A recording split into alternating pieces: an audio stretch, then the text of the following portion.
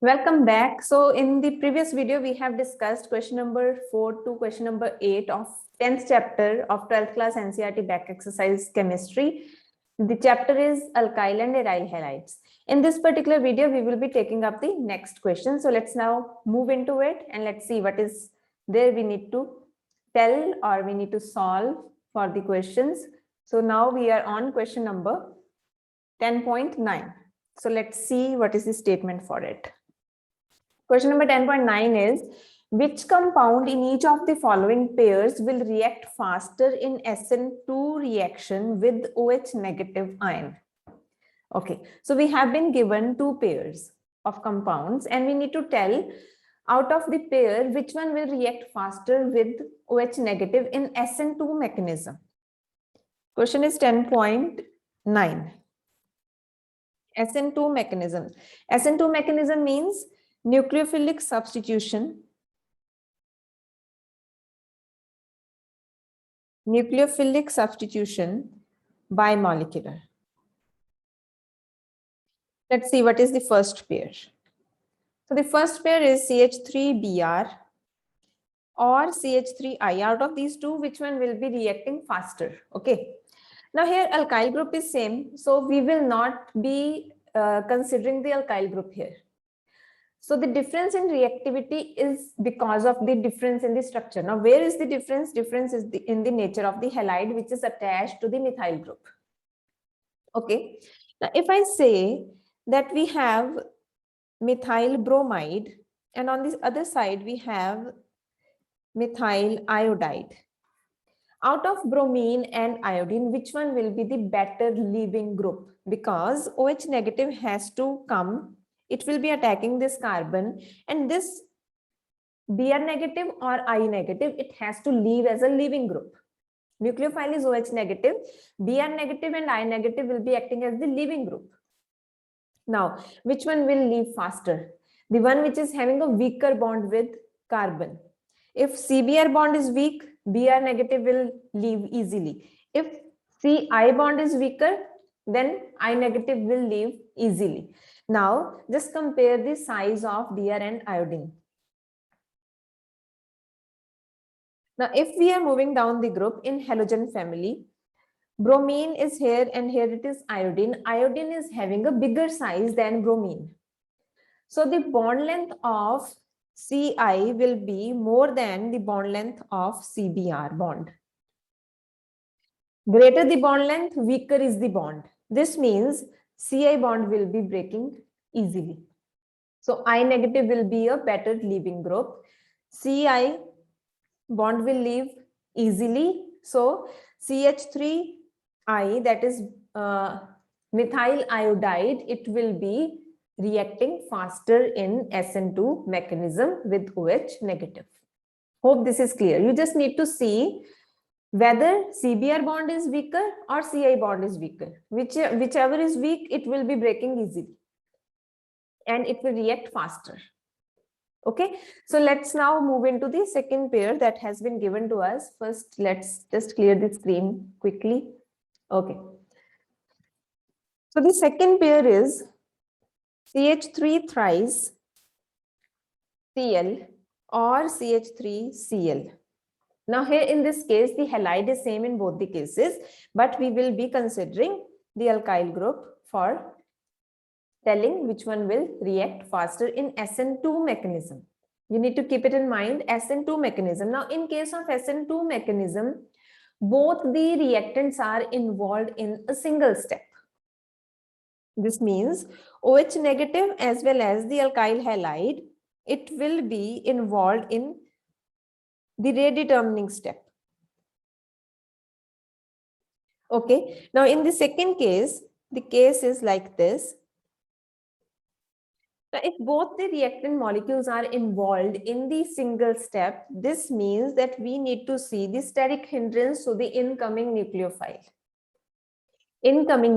So where will be the more steric hindrance to the incoming nucleophile? It will be in this case when we are having tertiary butyl chloride. In case of tertiary butyl chloride, there are bulky groups attached to the carbon on which the nucleophile has to attack. So they will be restricting the attack of OH negative on the carbon. That is, there will be steric hindrance. There will be crowding due to the bulky groups. But in case of methyl chloride, there are only small hydrogen atoms which are attached. Okay, so these hydrogen atoms, they will not be giving that much hindrance to the attack of nucleophile on the carbon atom which is attached to the halogen. So which one will be more reactive? Methyl chloride will be more reactive towards SN2 mechanism. Hope this is clear to you. Let's now move into the next question. So the question number 10.10. Question is 10.10. Predict all the alkenes that would be formed by dehydrohalogenation of the following halides with sodium ethoxide in ethanol and identify the major alkene. Dehydrohalogenation. First of all, let us understand what is the meaning of this word dehydrohalogenation. D means removal. Hydrohalogenation means one hydrogen will be lost and one halogen will be lost. One hydrogen will be lost and halogen will be lost from the molecule. Okay. Now, when alkyl halides are treated with sodium ethoxide in the presence of ethanol, dehydrohalogenation takes place and alkenes are formed as the product. Now, let's see what is the alkene that has been given to us. What is the halide that has been given to us? The first one is 1-bromo, 1-methyl, cyclohexane.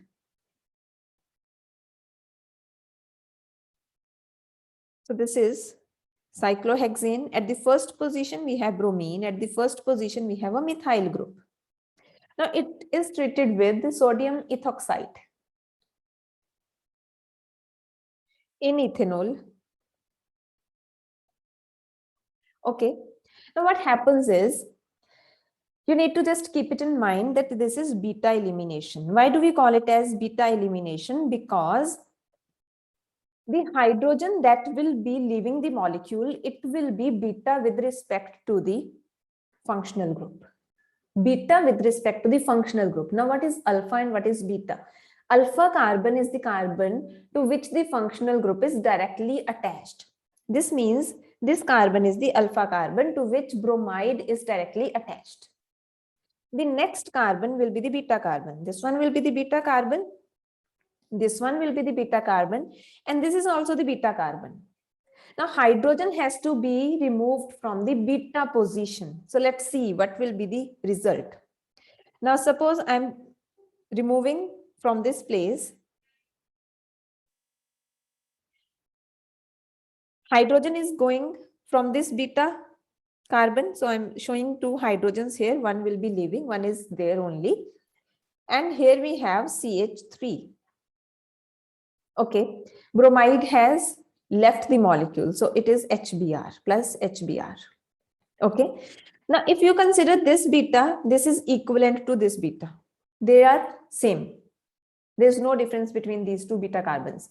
Now, if you are considering this beta carbon, okay, then what will be the product formed? It will be like this.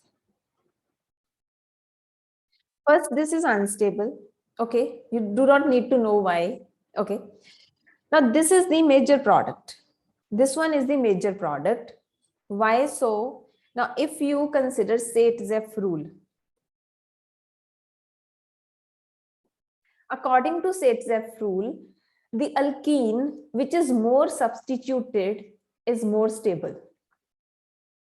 The alkene which is more substituted is more stable, and during dehydrohalogenation, always more substituted product is formed as the major product. More substituted alkene is formed as the major product. Now, what do you mean by the substituted product?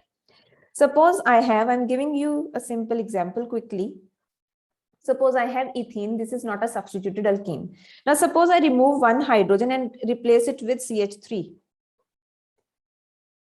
Now we will say that this alkene, the second alkene, it is more substituted than the first alkene.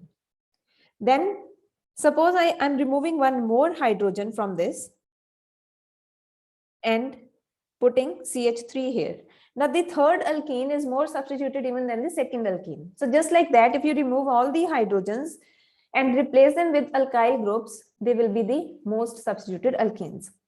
Now, across the carbon-carbon double bond, greater the number of hydrogen atoms, lesser is the substitution. Across the carbon-carbon double bond, greater the number of hydrogen atoms, lesser is the substitution. Now, in this case, you consider this carbon-carbon double bond. On this side, there is hydrogen. On this side, there is this group, cycloalkyl group. Okay. On this side also, there is cycloalkyl group. On this side, there is alkyl group. So this is more substituted. This is less substituted. So this will be the minor product. This will be the minor product. This will be the major product. This is according to Sate-Zeff rule. Very, very, very important. Okay, let's now move into the second part of the question. Now you can just pause this video here itself and you can try out the next part of the question. And if you will be facing any problem, come back to watch this again. And even if you are able to solve it, come back and compare so that you can know whether you're doing it right or not. Okay. So let's just see. I hope you have done it yourself and then you have just come back. It is 2-chloro, 2-methyl butane. Okay, first of all, let's draw the structure. 1, 2, 3, and 4.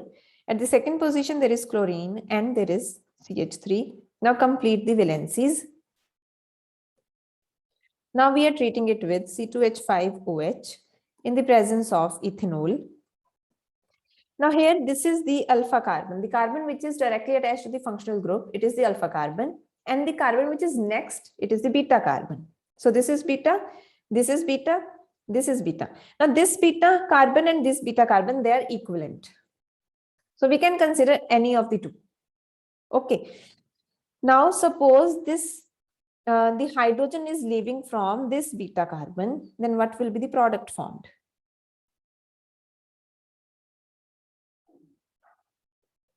This will be the product, right?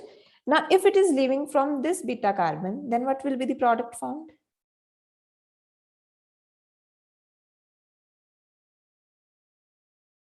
This will be the product.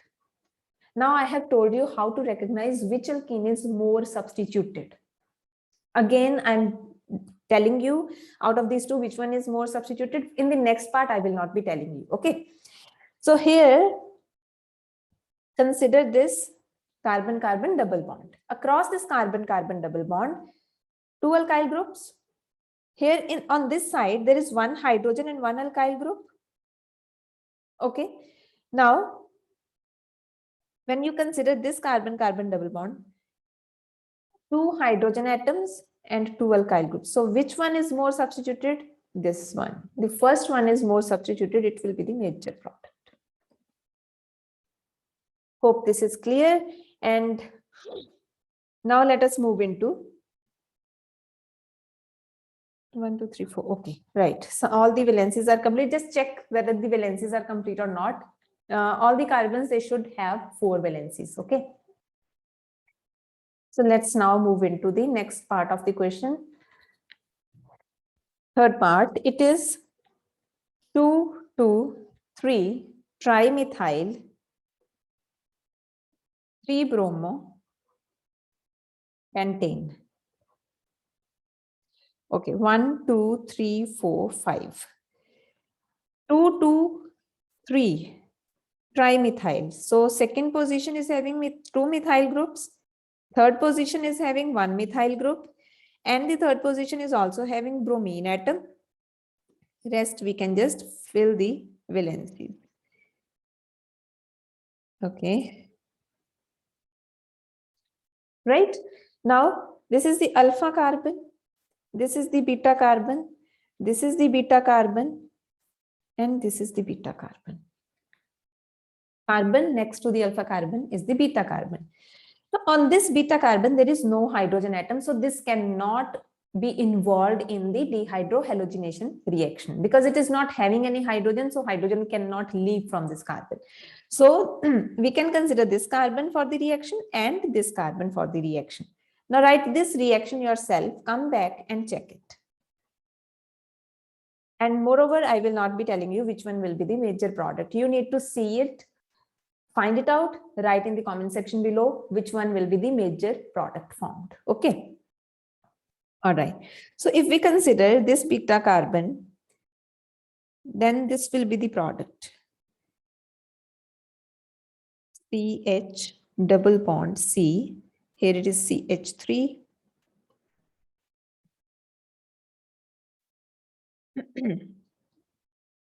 Okay. Plus, if we are considering this beta carbon for the removal of hydrogen,